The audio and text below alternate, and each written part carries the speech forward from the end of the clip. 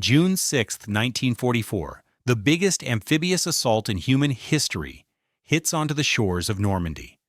And in Berlin, the leaders of German High Command examine their charts with something near to contentment. Not fear, not worry, contentment. Because they understand something the Allies don't realize they understand. This, they inform each other, is precisely what they anticipated. A feint, a ruse, clever, certainly huge, undoubtedly, but not the actual invasion. The actual invasion, they convince themselves, is still approaching. At Pas-de-Calais, 250,000 German troops wait for an attack that will never come. The most effective military trick in history isn't about what you make your foe believe. It's about what you make them keep believing even after facts are yelling the opposite reality in their faces. And on the morning of June 6th, as 50,000 Allied troops battle their way onto 5 Normandy beaches, the German High Command starts a 7-week path of denial, justification, and disastrous error that will cost them any opportunity of pushing the invasion back into the ocean.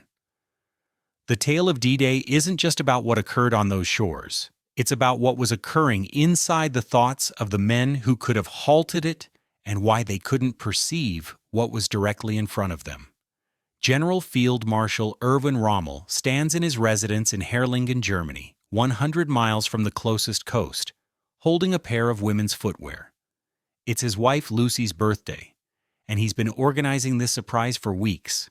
Gray suede, Paris-made, exactly her taste. Outside, rain pounds against the windows. In Normandy, that same rain is transforming the English Channel into a storm that Rommel's weather experts have assured him makes invasion impossible for at least another week. The phone rings at 6:30 in the morning. His chief of staff's voice is tense, managed, delivering details that should activate immediate emergency action. Allied paratroopers dropping across Normandy, massive naval shelling, landing vessels nearing the beaches. Rommel listens, and his initial reaction isn't to hurry back to France. It's to contact General Field Marshal Gerd von Rundstedt, Commander-in-Chief West, and pose a question. Is this it? Or is this the feint? Von Rundstedt, 70 years old, noble, disdainful of Hitler, but serving him regardless, sits in his base at Saint-Germain-en-Laye outside Paris and ponders the same query. He has the updates in front of him. 5 beaches under attack, airborne drops on both sides, naval gunfire that indicates hundreds of vessels. But he also has something else.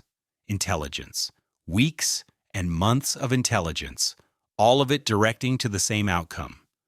The primary invasion will come at Pas-de-Calais, 150 miles northeast of Normandy, the shortest path from England to Germany. The clear choice, the sensible choice, and every bit of intelligence verifies it. Von Rundstedt makes his choice. He will not unleash the Panzer reserves, not yet, not until he knows if this is genuine or a diversion to draw forces away from Pas-de-Calais before the real strike falls. At Pas-de-Calais, the 15th Army, Germany's most powerful force in France, holds its spots and waits. The man who made this choice possible is seated in a phony headquarters in southeast England, leading an army that doesn't exist.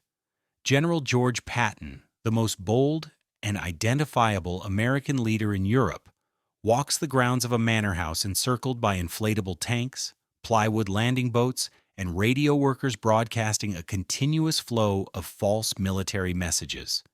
The 1st United States Army Group, FUSAG, a ghost force of 12 divisions, 50,000 vehicles, and 150,000 men that exists only in German intelligence documents, and Patton's very authentic, very noticeable presence. The Germans recognize Patton, they admire him, they dread him, and they know the Americans wouldn't squander their top commander on a minor operation. Wherever Patton strikes, that will be the real invasion, and Patton is in southeast England, directly opposite Pas-de-Calais. So when the reports arrive on June 6th that Patton's army hasn't shifted, that FUSAG is still in place, still transmitting, still readying for something. The conclusion appears evident. Normandy is the feint. Patton and the real invasion are still arriving. In Berchtesgaden, Adolf Hitler sleeps until noon. His staff knows better than to awaken him. Even for this, even for an invasion that's been awaited for months. They collect the reports, ready the updates, and wait for the Führer to wake.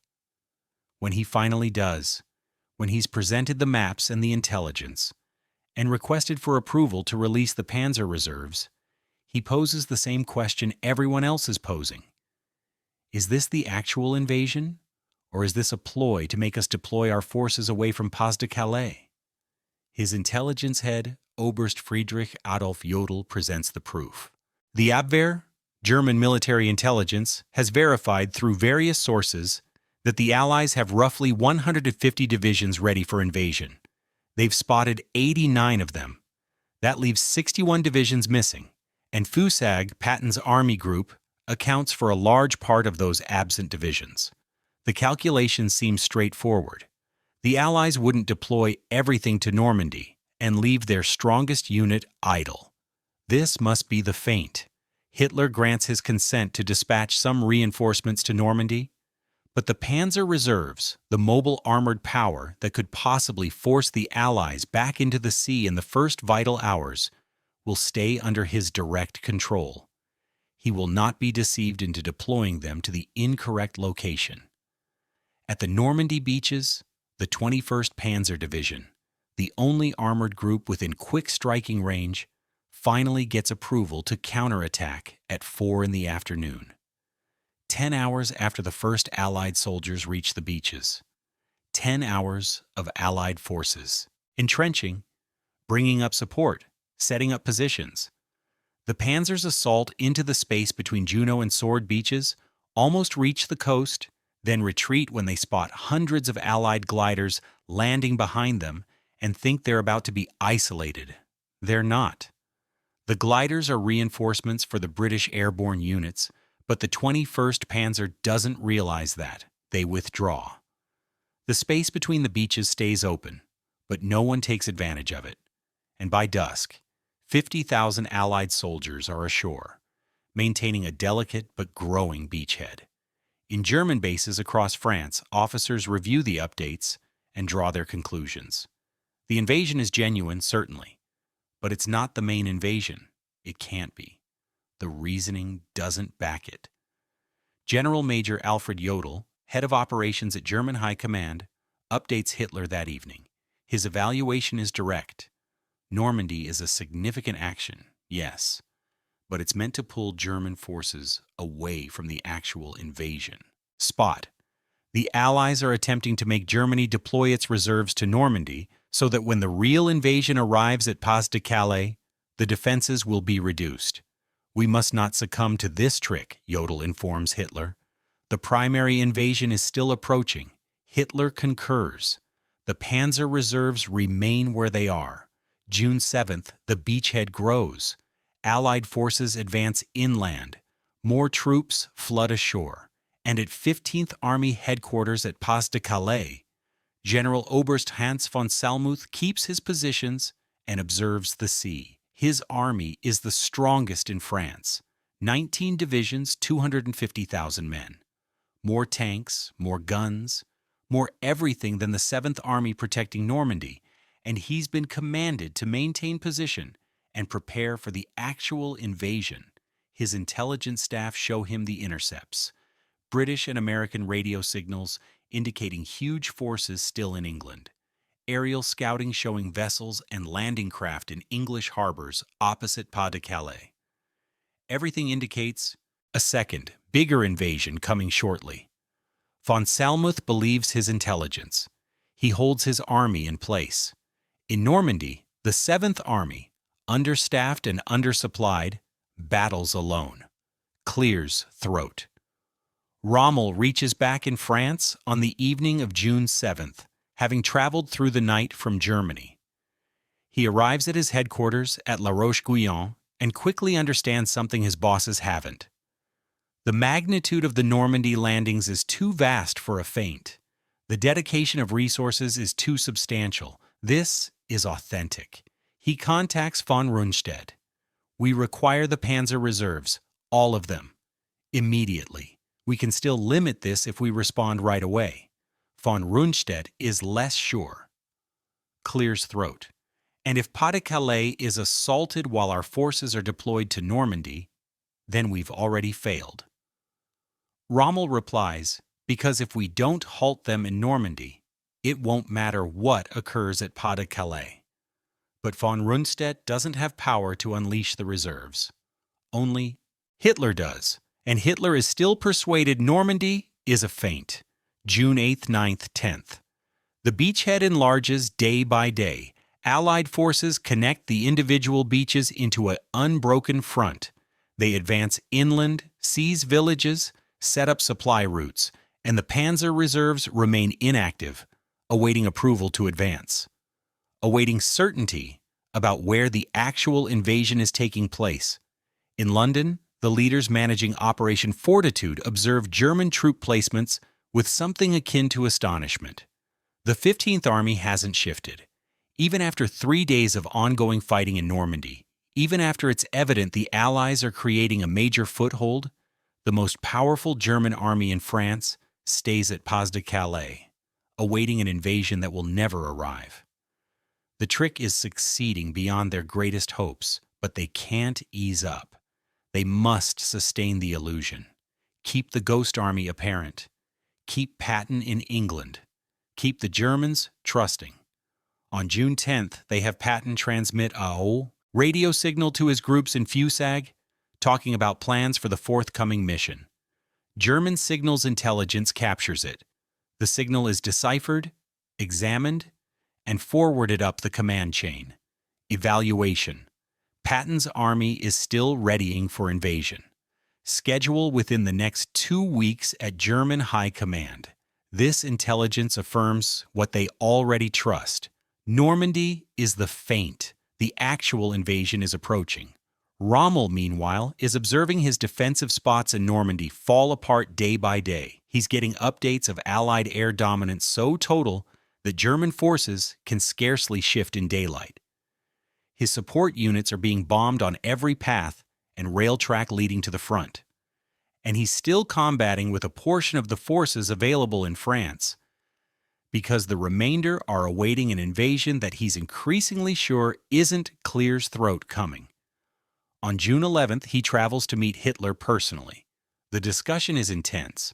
Rommel contends that Normandy is the primary invasion, that every hour of postponement worsens the situation, that the Allies are accumulating forces quicker than Germany can transport reinforcements ahead, that if they don't deploy everything now, right away, the chance to push the invasion back into the sea will be gone forever.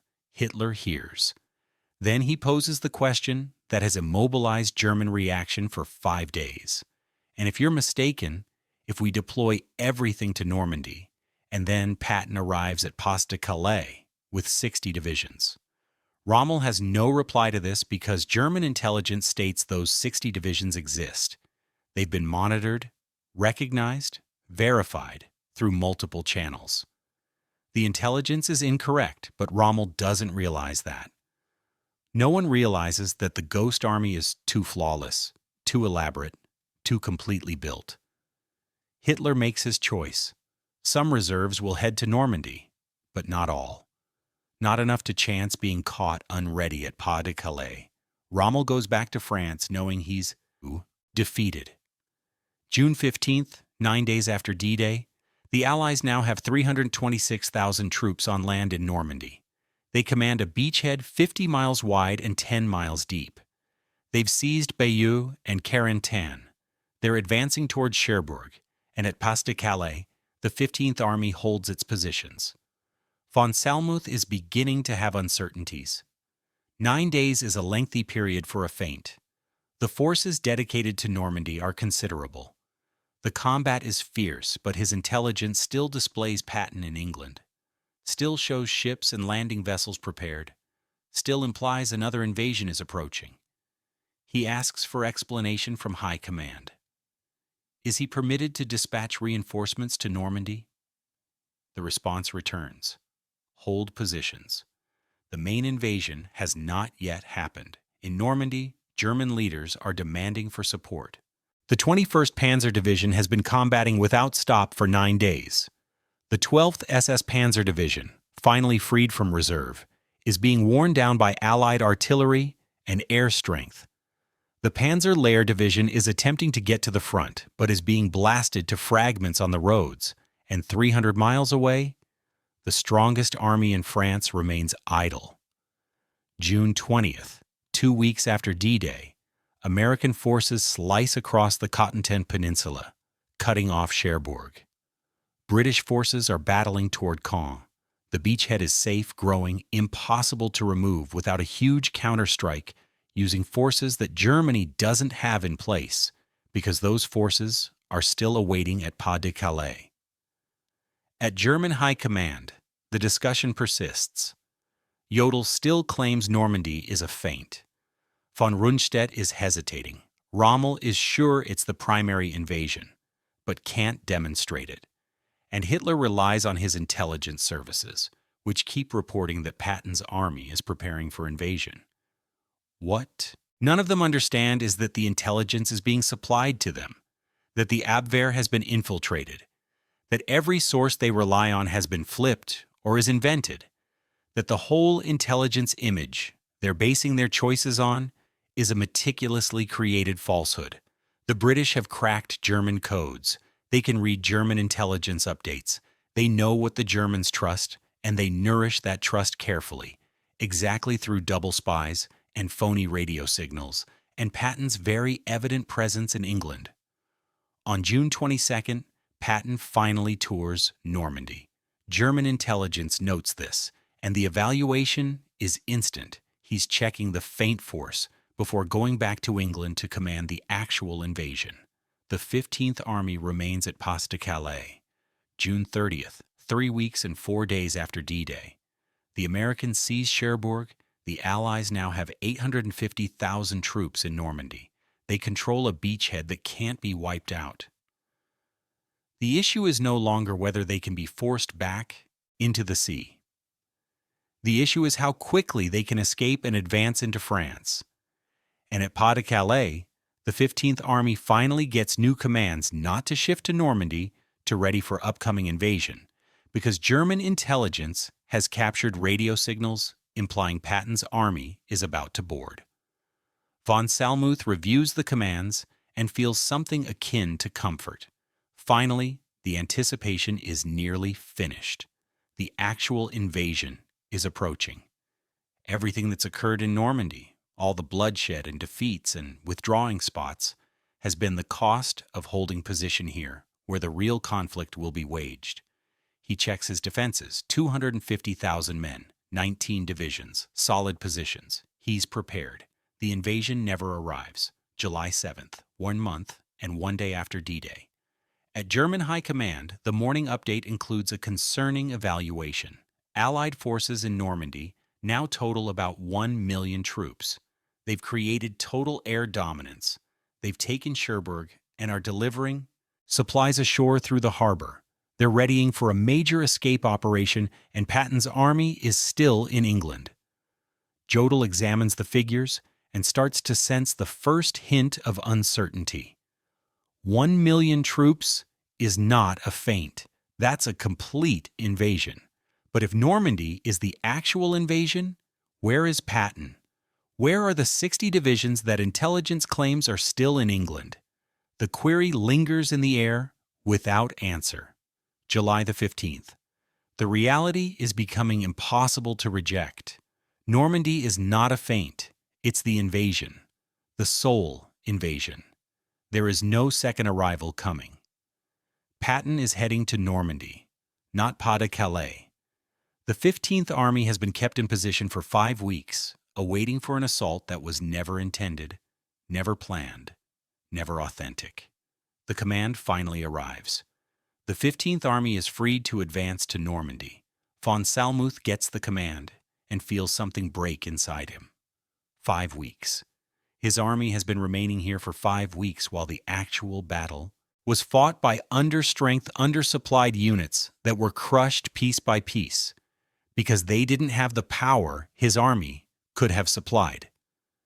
He starts shifting his divisions toward Normandy by highway because the railways are destroyed to debris through fighter-bomber strikes that wreck vehicles and slay men and reduce everything to a slow pace toward a conflict that's already defeated because the key moment, the hours and days right after the invasion, when the beachhead was exposed, has long since gone. It takes 2 weeks for the first 15th Army divisions to arrive in Normandy. By then, the Allies have 1.5 million troops ashore. They're about to initiate Operation Cobra, the escape that will break German defenses and send American tanks speeding across France. The divisions from Pas-de-Calais reached just in time to be trapped in the escape and ruined.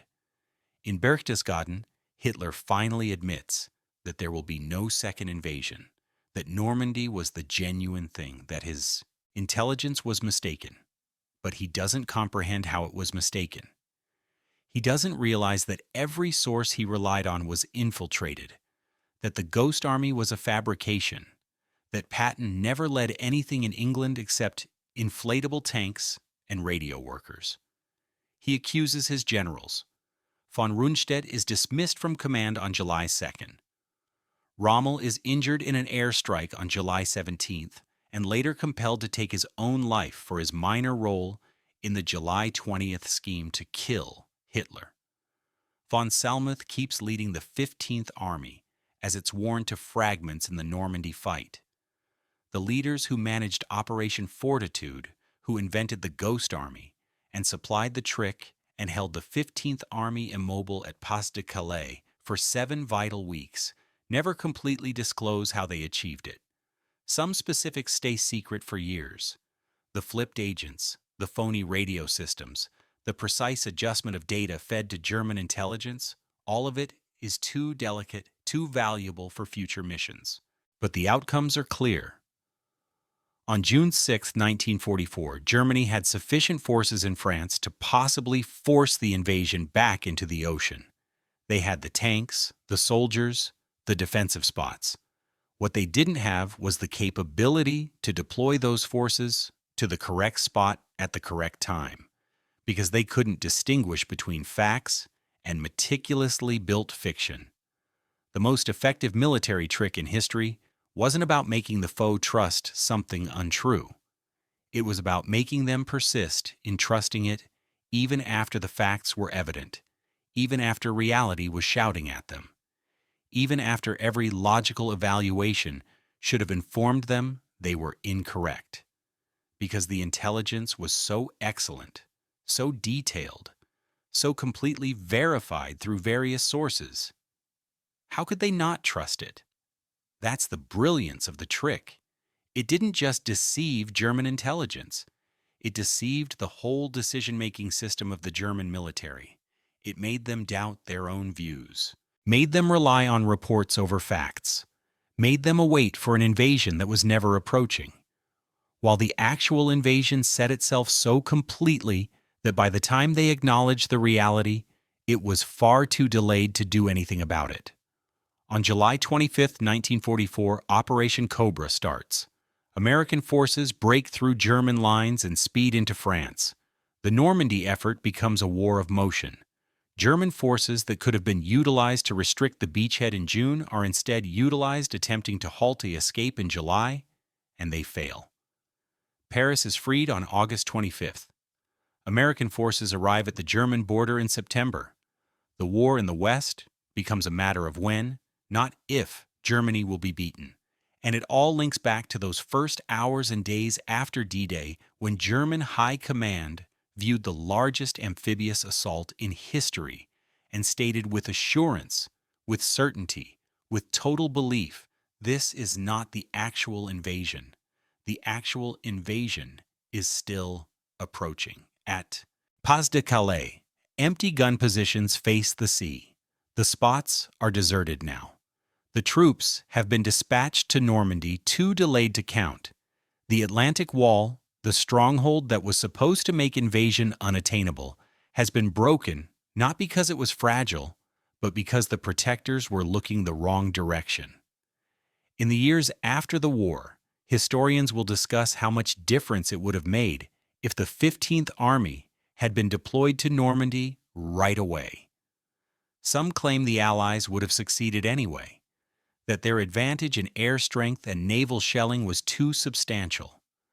Others propose that if the Panzer reserves had counterstruck on the afternoon of June 6th, instead of awaiting approval, if the 15th Army had shifted on June 7th instead of July 15th, the invasion might have been restricted, might have been forced back, might have failed. We'll never understand. What we do understand is that Germany's greatest opportunity of beating the invasion wasn't lost on the shores. It was lost in headquarters, structures hundreds of miles away, where officers examined intelligence updates and made logical choices based on data that was carefully, intentionally, entirely incorrect.